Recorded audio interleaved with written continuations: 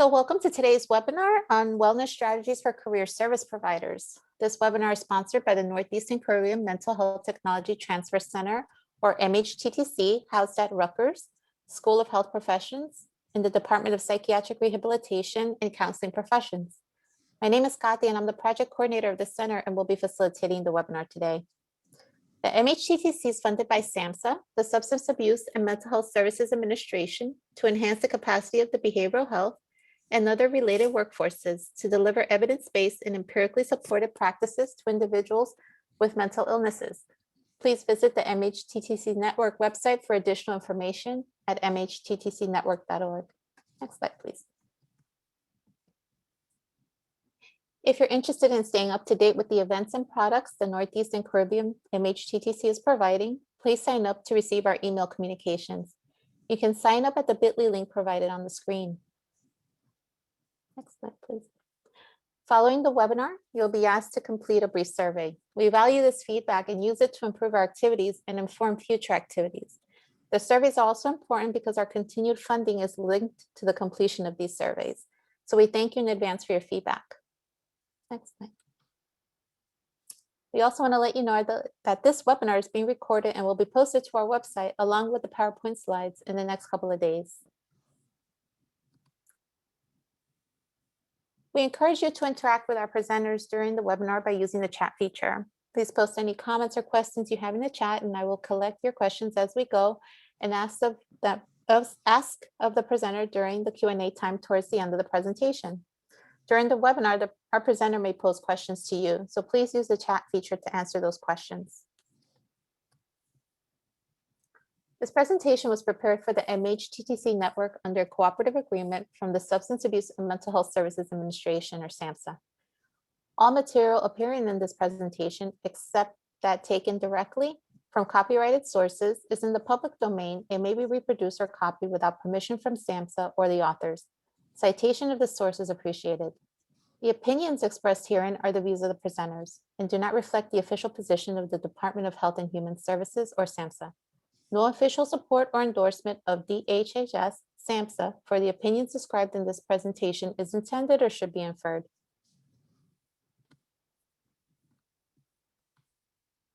Now let's begin our webinar. We have Joni Dolce with us today. Joni is an assistant professor at the Department of Psychiatric Rehabilitation and Counseling Professions at Rutgers School of Health Professions. Joni has several years of experience working in behavioral healthcare settings, namely supported employment, and Joni teaches courses in the department's undergraduate program, as well as providing training and technical assistance to behavioral healthcare providers. Her research interests include staff training and employment services. She presents nationally on the topic of employment services and is listed as a Society for Human Resource Management recommended speaker on the topic of creating workplaces that support mental health. Welcome, everyone, and I will turn it over to Joni. Hi, everyone. Welcome. Excited to be here. And I did some trainings with ACCES-VR a while back, in person in some of the locations and also remotely. So it's nice to be back and meet with people. As Kati mentioned, much of my research and interest center around employers' views and staff training. And also since COVID, we've been doing a lot of work here within the MHTTC on provider wellness. And this webinar addresses some of those key areas to be mindful of as we are transitioning back into the workforce, or you may still be working at home and still under some distress. So one of the first things before we get started, before we even address what our objectives for this webinar are, let's rate your distress. Joseph Volpe, way back in 1969, created this subjective units of distress scale. And it's a way for you to measure how distress or stress or how overwhelmed you are right now.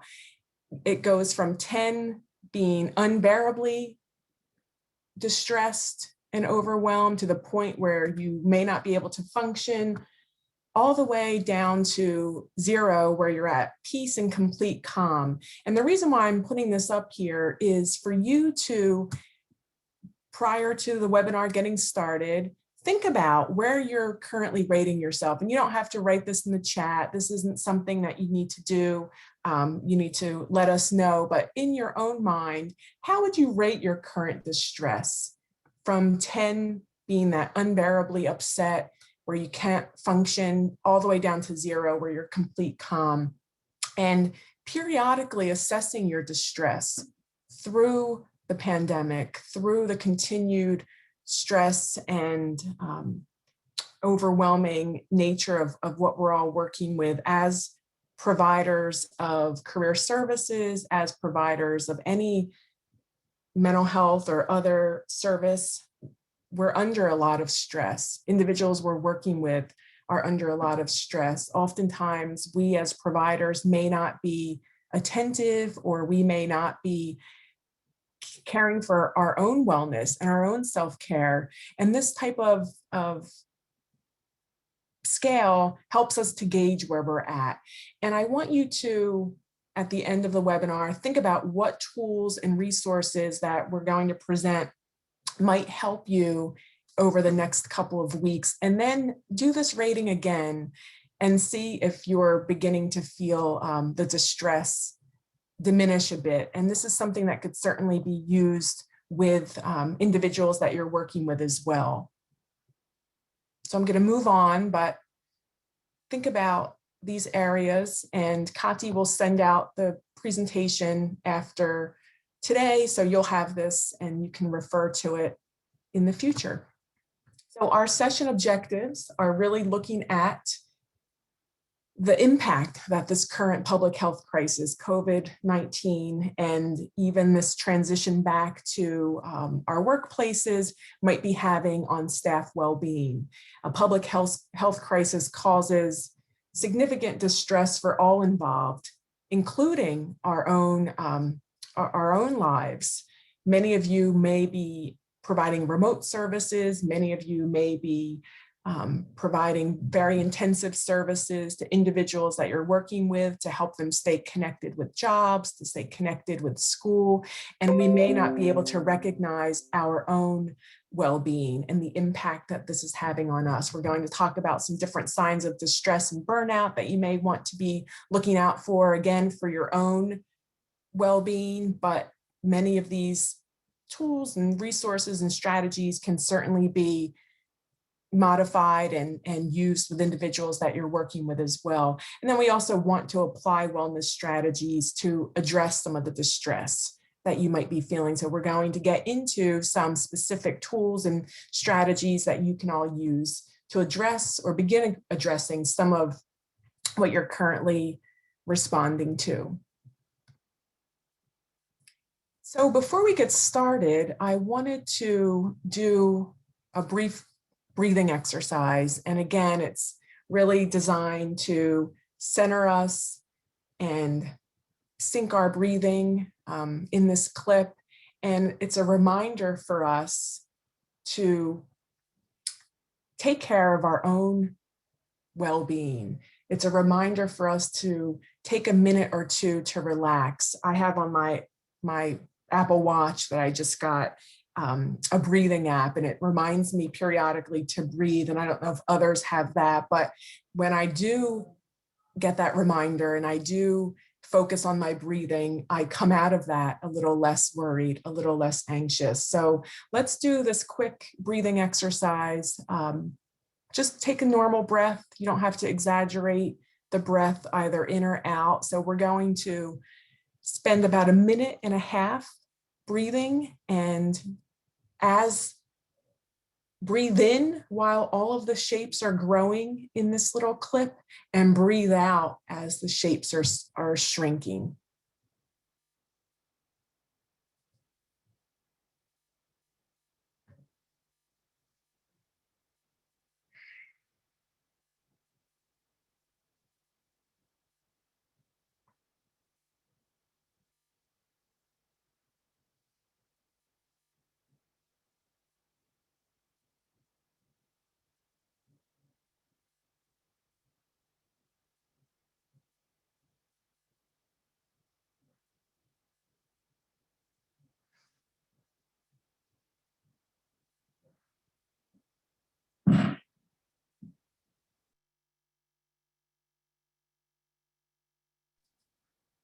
We'll come back to some additional breathing exercises when we get into our session. When we do focus some time on breathing, it's difficult to focus on worrying and breathing at the same time. So if you were able to spend that minute and a half really focusing on your breath and breathing, you might have found that some of the worries or anxieties that you may have felt began to diminish a bit. So let's move on.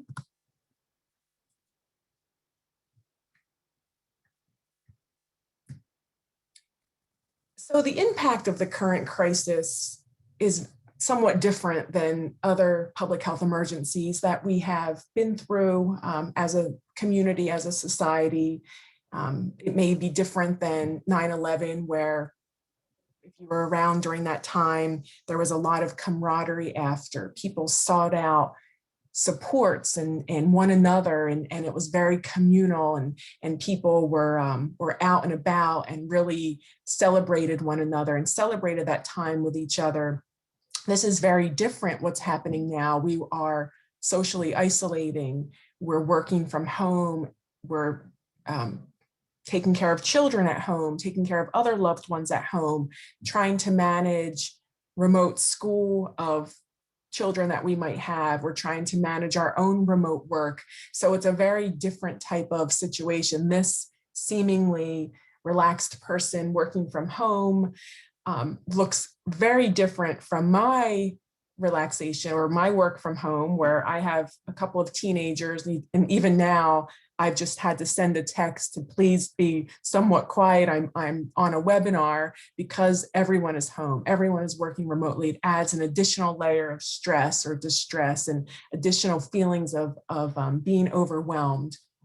So a quick yes or no poll just to gauge where everyone is at now about whether or not you're currently working from home. Kathy's going to pull up the poll.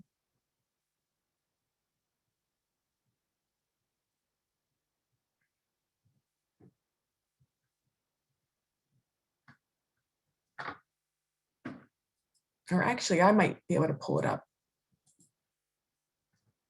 Are you currently working remotely from home? Yes, no, or a combination of both?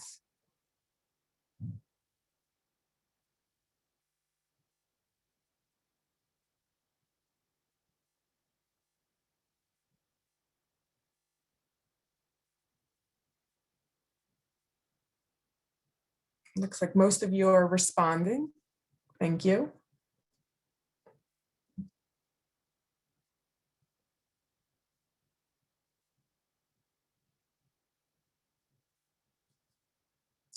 So it looks like no one is working 100% from home remotely. Some people are,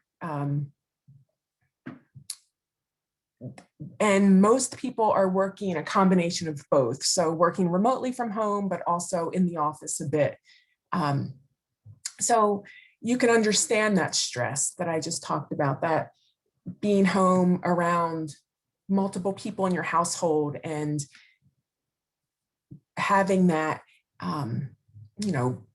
feeling of just kind of disoriented. I don't know about you, but my home is not set up in a way that really is very conducive to a home work environment. We've had to kind of make do, and the kids are kind of making do. So it's stressful. So this is just all to remind us to take this time, recognize that even if you're feeling okay and you're not feeling particularly that overwhelmed, these are all compounding events that could potentially begin to overwhelm and make you feel incredibly distressed.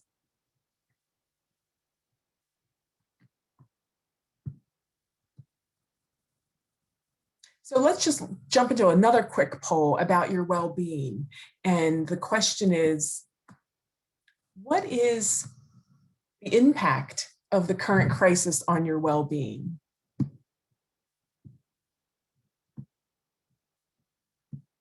Oops, not that one. Let's see. Patty, oh, there it is. So what's the impact of the current pandemic on your well-being? Just to get a gauge of where people are at now. We did this a while back in the very beginning with some other groups.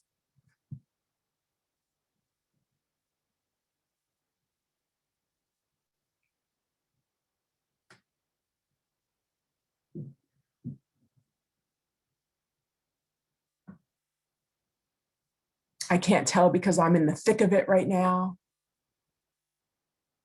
I'm hanging in there, but only by a thread.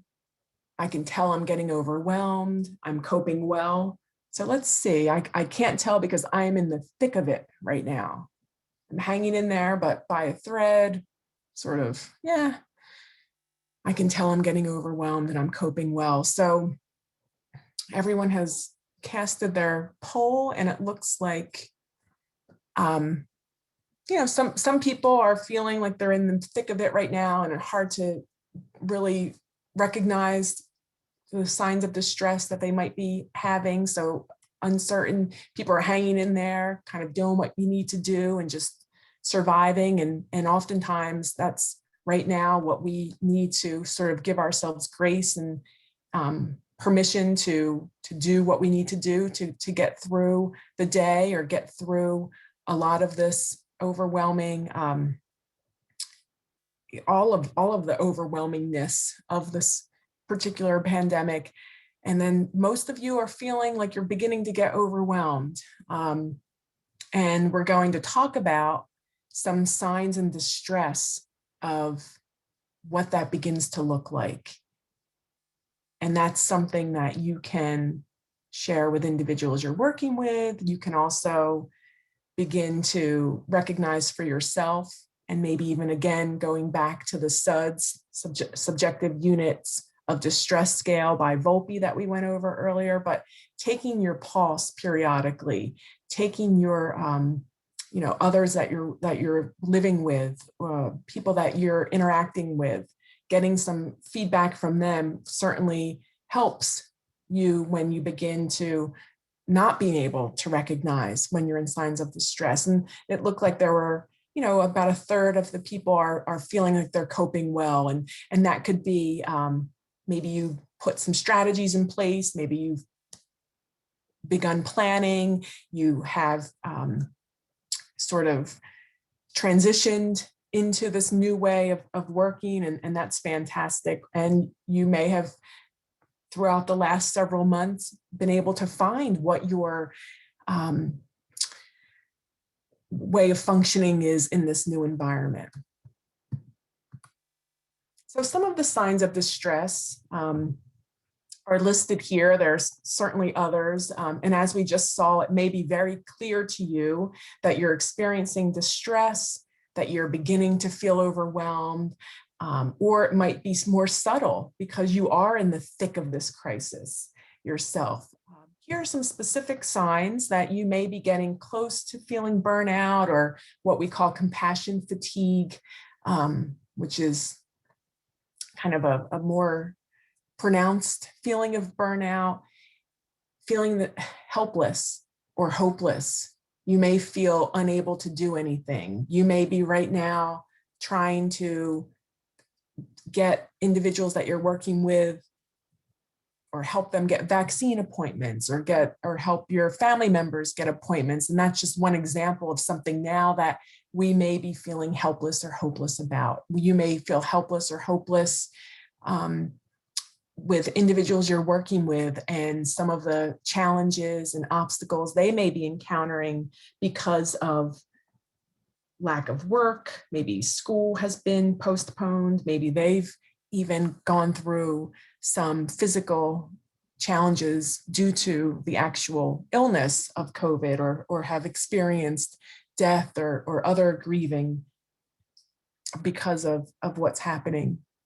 You might feel hypervigilant, very alert, very, this kind of a on edge and hypervigilant.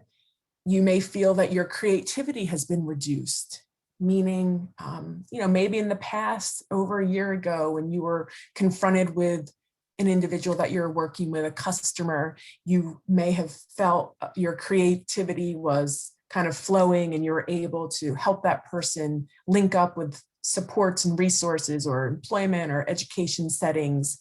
Maybe now you feel like your creativity is somewhat diminished and you're not as creative or innovative or able to think, I guess, on your feet, or have those really interesting creative ideas that maybe you once felt, and that's a sign of distress. These are all signs that you're beginning to feel distress. You're beginning to feel overwhelmed. You may have difficulty listening. You may have a hard time concentrating, and you might be multitasking at home more than you would have been in the office.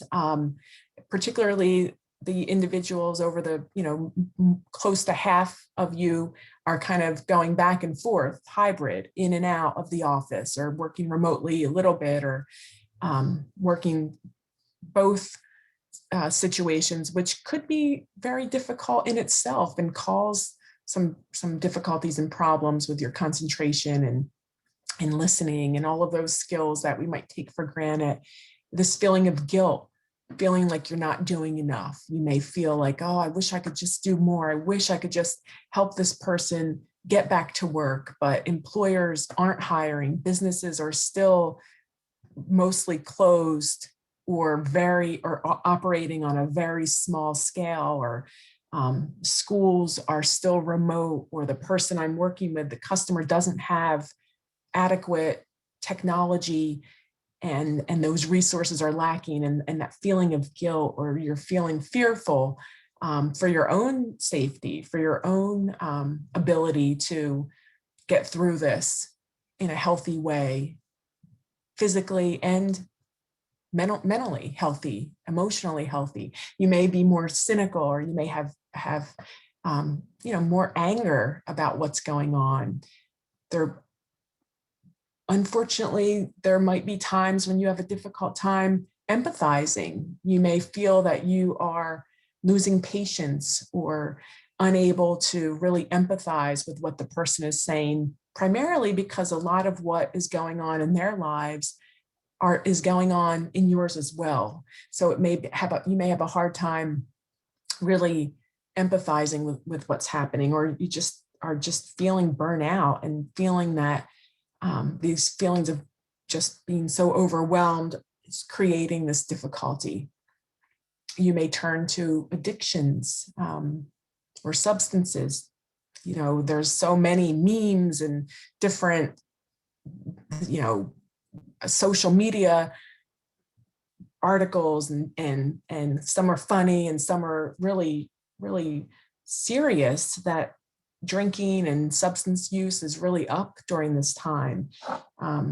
People are turning to those in a way that they haven't in the past. So these are all signs of distress. If you begin seeing these in your own life, begin addressing it early on. Or if you're unable to recognize, I'm feeling helpless, or I'm feeling hopeless, or my creativity is reduced, or these feelings of guilt, have someone in your life that you can talk with, and it could be a coworker, it could be a supervisor, it could be a loved one at home or a friend, but someone who you can feel confident and feel supported to open up to and say, hey, look, do I seem angrier than usual? I'm feeling this way. Are you seeing it as well? And sometimes having having someone else's view, it could be helpful. So what are some of your signs of distress? In other words, what signals to you that you might be feeling or becoming overwhelmed? You can use the chat box to share, and Kati will share with us what some of you are saying. Joni, in the chat box, we have people saying that they withdraw.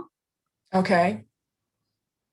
Absolutely. So this feeling of withdrawing, even social opportunities, even Zoom and other remote opportunities, I have found myself saying no to some of those. And yes, absolutely withdrawal. It looks like there are a few more coming in, Kati.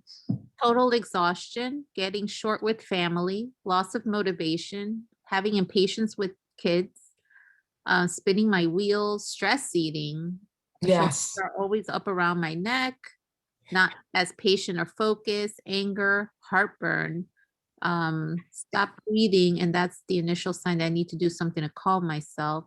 Having trouble sleeping, headaches, definitely getting short with family, trouble focusing, shorter fuse, less patience, snapping at people, physical tension in neck and shoulders, lower patience at home, losing patience more easily, shoulders and neck again, retreating from others, pain, tiredness, stomach problems, feeling on edge, among others. And thank you all. I mean, wow, this definitely signifies, a lot of people say feeling it in their bodies as well, which I wanted to just point out, because so often we go with the emotion, but also feeling in the neck and back is also another indication. So back, I'll turn it back to you, Joni. But thank you all for providing, and sharing with us. Yes, thank you. And I think that's a good point, Kati, that physically your back and your neck, and several of you made that point in the chat. And it's funny because I've been having so many back and neck aches over the last, few months. And I keep thinking, oh, I need a new bed, I need a new mattress. But I think it is just that stress manifesting itself in those physical aches. So be mindful of those. You might also see, just many of you touched on these couple of key areas, lack of patience, losing patience, isolating, sleep disturbances, anger, having a negative outlook, maybe thinking, oh, this is never going to end. This is something that we're going to live with forever, and we'll never get back to normal or the way things used to be, or thinking, how am I going to be in a normal setting? How am I going to make this transition? The longer this is going on, the more difficult it feels to make that transition back.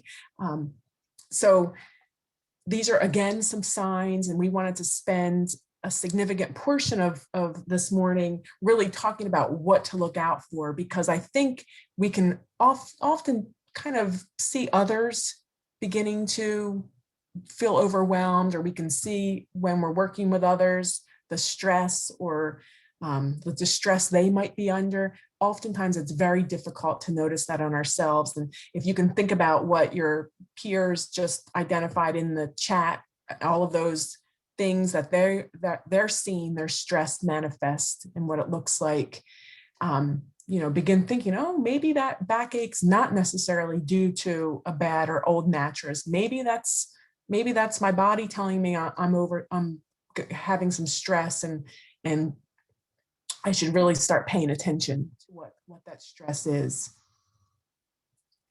These are a couple of additional self-assessments that we can probably go.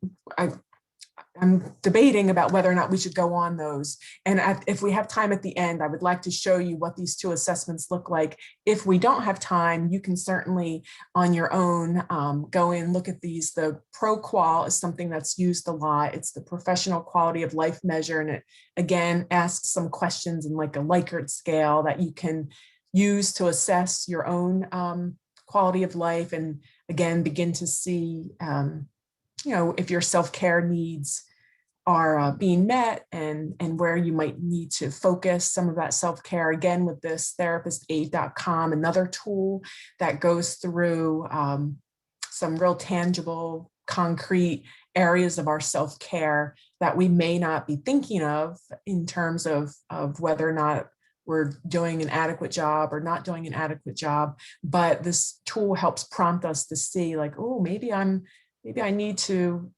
been eating fast food way more than I'm used to.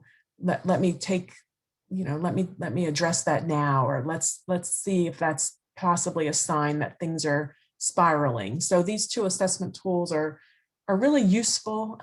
Again, using the SUDS, using these. Let me try and go into one, Kati, so that you can see. So just bear with me with the technology for just a minute as I log in, and no, I'm not going to be able to do it. So you'll have these at home. and other resources are all highlighted here. You can check them out. Wellness and crisis planning tools, again, could be used for your own wellness and crisis planning. Mary Ellen Copeland from the Copeland Center has a website, and she has developed the Wellness Recovery Action Plan and some accompanying materials that she currently has on her website that specifically address mental health recovery amid the COVID-19 pandemic. Her Wellness and Recovery Action Plan has also been adapted by SAMHSA to, they are referring to it as an action planning for prevention and recovery, and she had much input into it, but these are downloadable forms that you can use, again, for yourself during this time, for colleagues. If you're a supervisor, maybe you and a supervisee could work together if that's something that would be helpful for the person you're supervising. Again, more tools to begin thinking about how to manage and plan for your wellness amid these types of crises that happen. So if you're transitioning back into the workplace and you know that that potentially could be a very stressful event for you, or you know that transitions in the past for you have been somewhat difficult, maybe develop this plan. Mary Ellen Copeland's WRAP plan has areas where you can look at what some of the triggers are, what some of your wellness, the things that tell you that you are not feeling well, some of those things that kind of develop that you can sense that you are not, that things are beginning to be overwhelming for you. And then she also has in her toolbox, or she suggests having a wellness toolbox of resources, supports, things that you can do that address some of those areas that show that things are breaking down.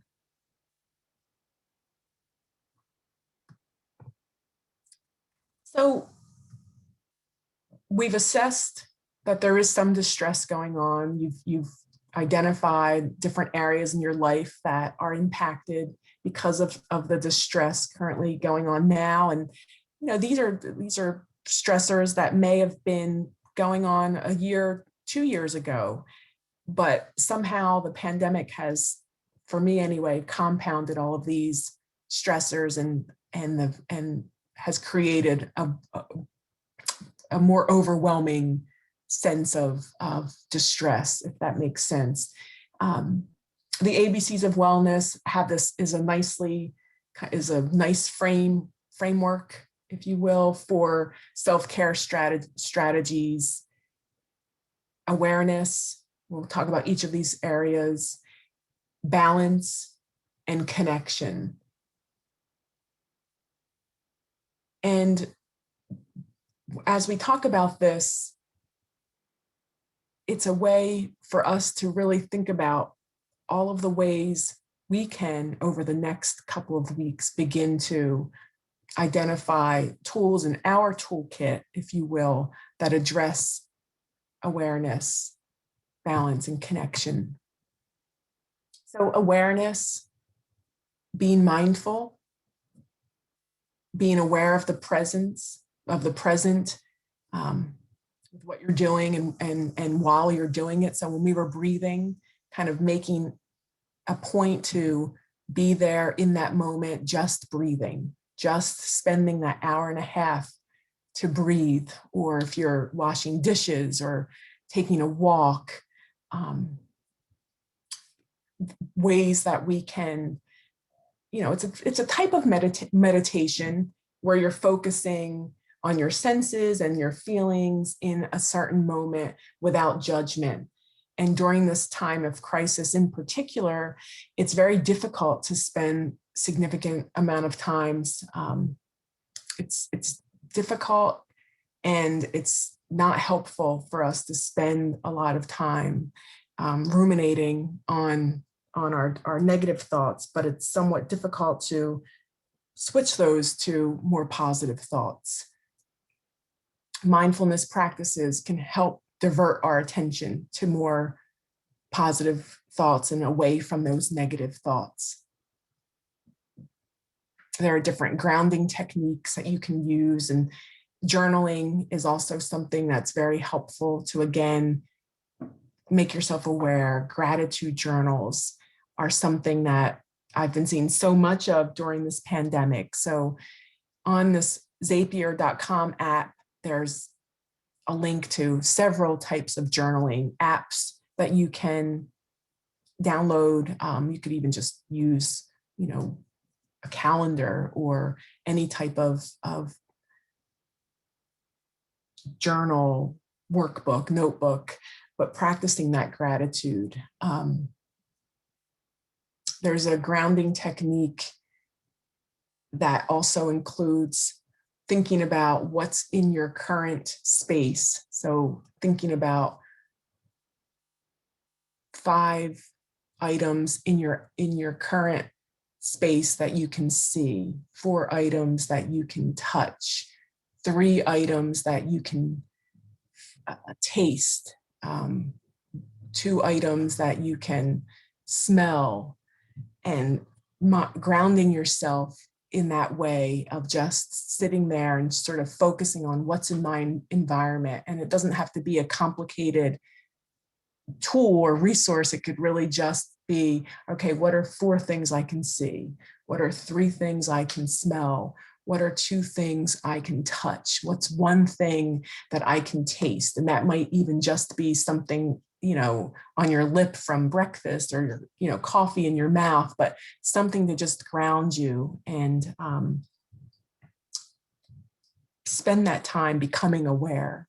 And on the right-hand side of your screen here are just a couple of apps that might be useful. Insight Timer, Smiling Mind. I have the 365 gratitude journal, which I find very helpful. It's each day there's a prompt and helps you to think about something that you're grateful for or have gratitude for. Some additional mindfulness areas are just looking at the clouds. Walking barefoot is another nice one when it gets a little bit nicer out. Even now, like if I walk out to get the mail and I'm on my walkway, there's something that's just nice about the feeling of the little bit of grass and a little bit of debris on your feet when you're barefoot. Planting now might be a time to begin putting seeds in some dirt and starting some planting, positive thinking, relaxing, that breathing. Cooking, a lot of people, that's another sort of area where you see a lot of people have been turning to cooking and baking bread. And, certainly there are those health concerns with too much of that, but sometimes that mindfulness during that helps us become aware of ourselves and distracts us from those negative thoughts and pushes us more towards those more positive, optimistic thoughts. So these are just some cute little reminders that when you get this home, you can even print it out as like a little poster.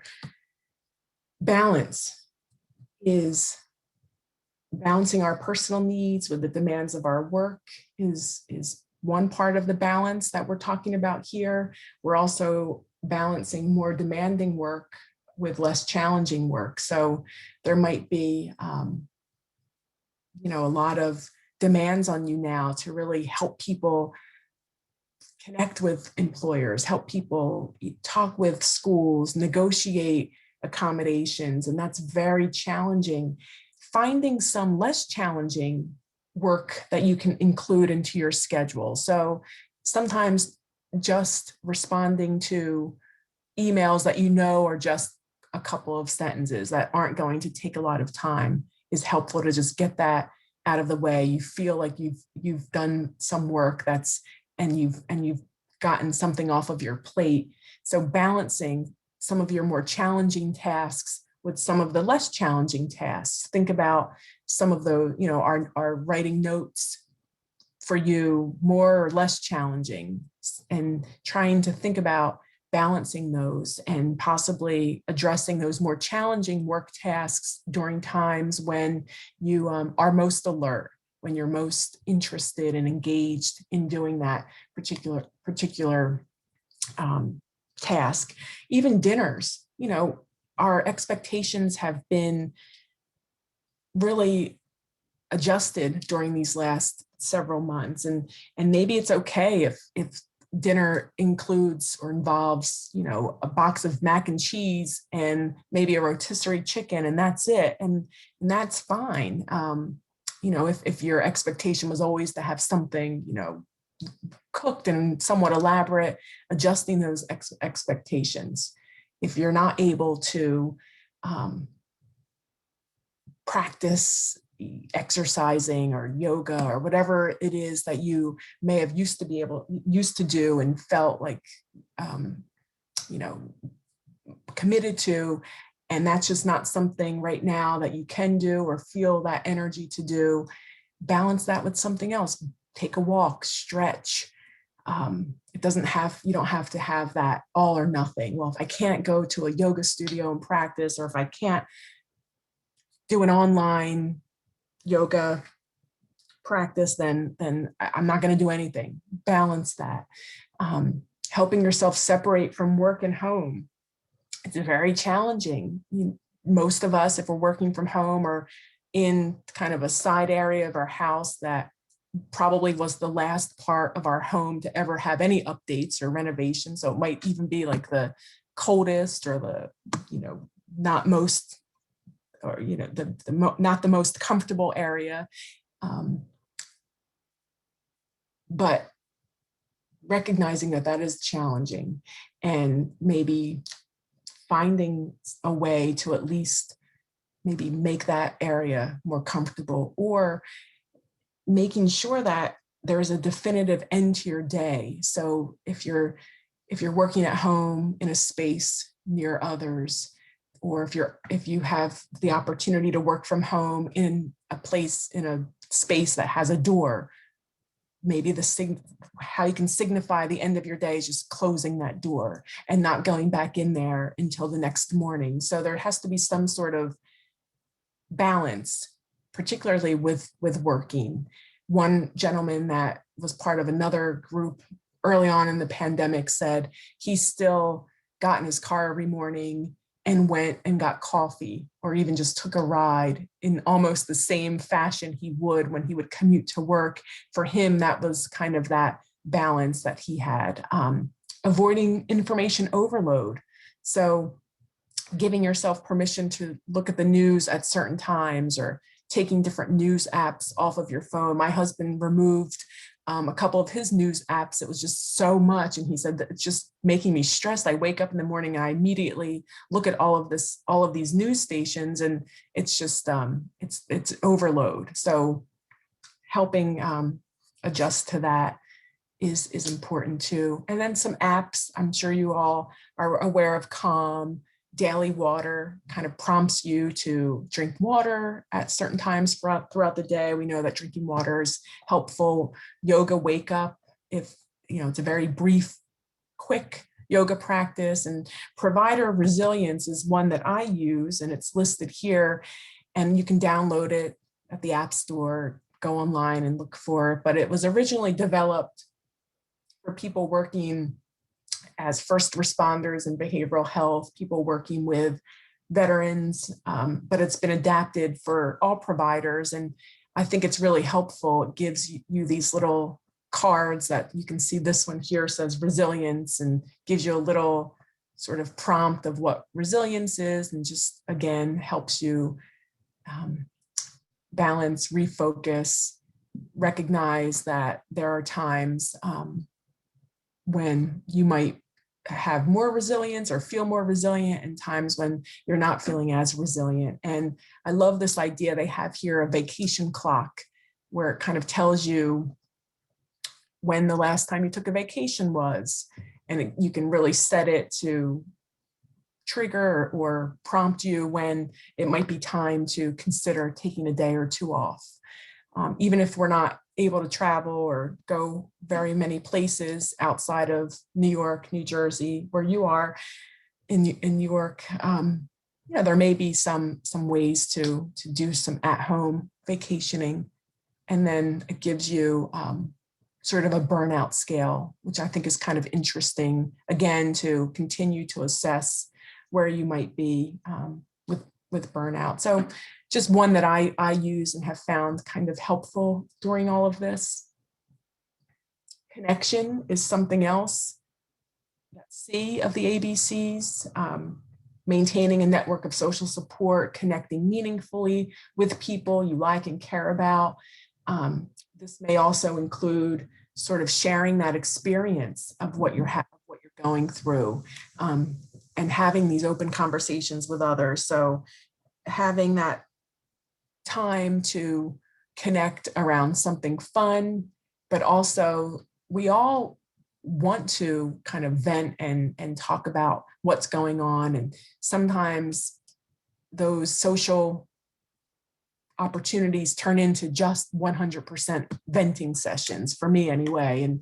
And my friends and I have kind of said to each other, you know, let's move on. Let's talk about something else. Let's not constantly talk about what's happening and the negative aspects of the pandemic. So scheduling time to vent. I know it seems silly, but having that opportunity to, you know, okay, we're going to spend 5 minutes of our time just kind of venting, and whether that's with your coworkers, family, friends, whoever it might be. And then we're going to talk about something else. And lots of people, I have a colleague who does a weekly Zoom with her extended family and, you know, people outside of New Jersey, and they do like a Trivial Pursuit type game, or they do Kahoot, which is another game where you can, you know, think about something other than the pandemic and just, again, focus on that connection with the person, but also that mindfulness, remember that awareness, connect to or engage in some sort of activity with others. And hopefully that'll kind of move you away from that negative thinking.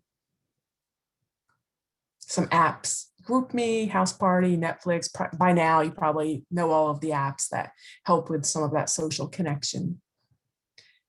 So let's move into this idea of continuing to engage with customers or individuals participating in your services, continuing to help individuals stay engaged in service right now is probably a challenge, or may also be a challenge during this time. And it may compound some of those anxieties and stressors that you may already have been experiencing or feeling. Some tools. Let's talk first about what some of the ways are that you've been able to continue to engage with customers or individuals participating in your voc rehab services or other career services. And Kadi will look in the chat box, so you could just type it in the chat. And again, this is also a webinar designed to support one another. So tools and strategies and ways that you're connecting with customers that you're working with may help others on the call engage as well.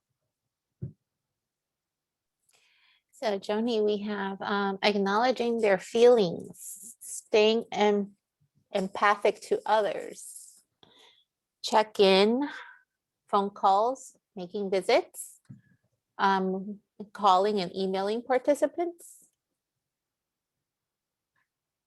Great. Normalizing, yes.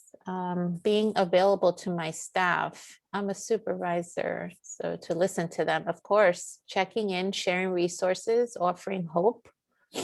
Mm-hmm. So a lot of checking in, a lot of offering hope.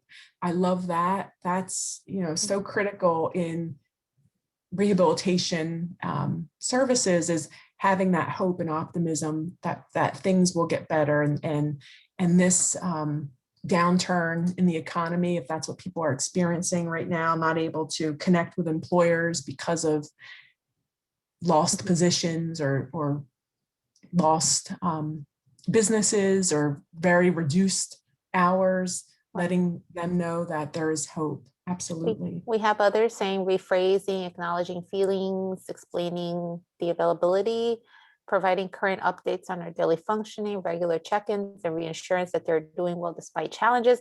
And I think that's important, providing that validation and that reassurance. So I see a central theme to that as well, which is very helpful, especially when we think we might be alone going through this, but in fact, we're not. We're all going through a shared collective experience, and providing that validation is crucially important.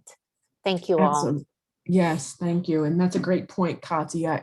I think that's that validation that yes, what you're feeling is accurate, and yes, and some very timed, appropriate self-disclosures could also really improve that relationship you have with someone receiving services. Yes, we're all feeling this. Yes, I'm also feeling this way as well. And having those shared experiences could even potentially help in that relationship that you're building with the individual that you're working with.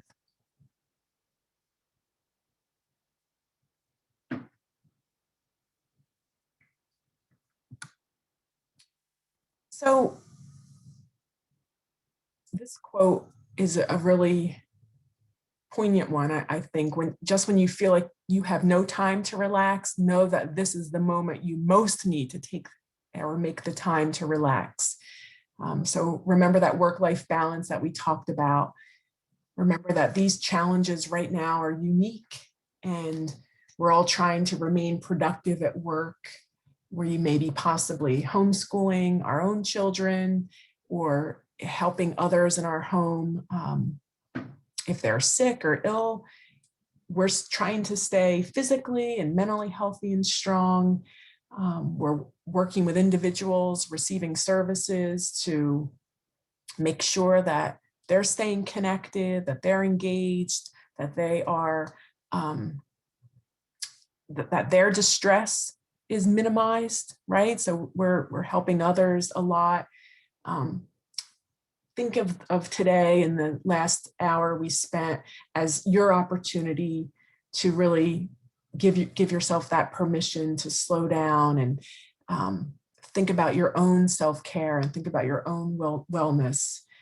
Think about this time as you're working from home or working a hybrid home and work partially as a time that you're not needing to, speed home from school, from work to make dinner or pick up the kids or whatever other family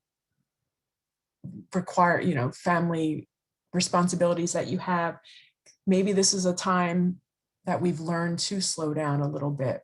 We're not in such a rush, and using this opportunity to really adjust to that slower schedule and build in times to use some of those tools that we just talked about. Reach out to your colleagues who share these experiences, just like you all wrote in the chat and Kati reinforced. It could be really reassuring to hear that others are feeling similarly to you.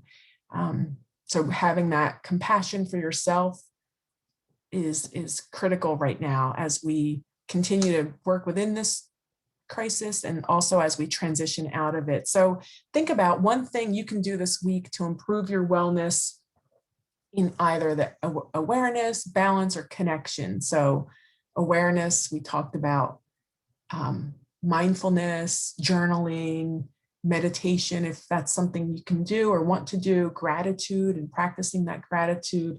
Balance, we talked about doing something playful, taking a walk, avoiding that information overload and adjusting our expectations of ourselves. And then connection, we talked about staying connected, sharing experiences with others, scheduling times to vent, as well as times to have fun and connect with others. So use the chat to share. Again, could help someone else on the call. I know that many of what you all have already answered in the chat, I've written down and am going to find it very useful for myself. So Kati, as things begin to come into the chat box, if you want to share those. please? Sure. So we have folks that are saying taking walks daily. Someone shared that the silver lining has been, having, feeling a sense of gratitude to be able to spend time with their children, just like you mentioned.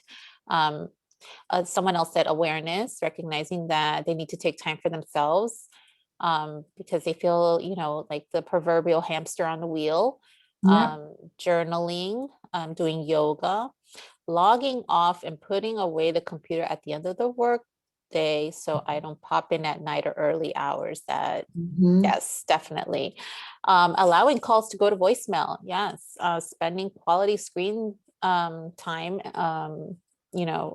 family game night, having exercise, walking and exercise. Stop making excuses for walking daily. Taking an actual scheduled break is important. Spending time outside to stay grounded. Having an exercise competition with their husband, hiking or finding a hobby, and not working on weekends. Yes, Yes. walking with their spouse, being playful and having a sense of humor, and breathing. Very good. Thank you Very, all. yes. Gave me some good suggestions, particularly as Friday we're heading into the weekend, that not working is really, really a nice suggestion. Provider self-care resources. We have on the MHTTC network, variety of self-care resources ranging from webinars to different products that you can print out or have electronically, but they're not just limited to providers. They're also can be useful for individuals that are participating in your services. Additional resources specific to SAMHSA's coronavirus response in terms of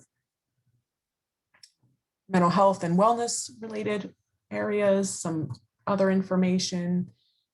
Again, if these feelings are really significant and you have this overwhelming sadness or depression, there are resources available, and these are some of those resources to use. Kathy will be sending these out to everyone. So I think we summarized it. We looked at the impact. We identified some of those signs and distress. You all identified how you're going to apply those strategies over the next week or two. Gave me some good some good food for thought as well. I appreciate it. Our references, if you wanted to look up any of what we talked about. And finally, the evaluation is a brief survey about today's training. As Connie mentioned, it's how our funding is provided. So please take the time to fill out that survey, and my contact information if you have additional questions. Yes, thank you all for your participation. Thank you, Joni, for providing us with all of these wellness strategies that are so important, especially during this very challenging time. We're coming close to a year anniversary of when the pandemic started, and these strategies are still applicable to this day, and if not even more important for us now, since we're still in the thick of it. I have some questions in the chat about the survey. Yes, I will be sending the survey link via email. I also put it in the chat box. As a reminder, by next week, you will receive a link to the video recording, the Zoom recording of this webinar, a link to our presenter slides, as well as a certificate of completion. Just as a reminder, CRC credits are not issued by us. They are issued, right, Joni, through ACCES-VR? Yes. Yes, so we will be forwarding any inquiries regarding that to the appropriate person at ACCES-VR. Just to give you a heads up on that.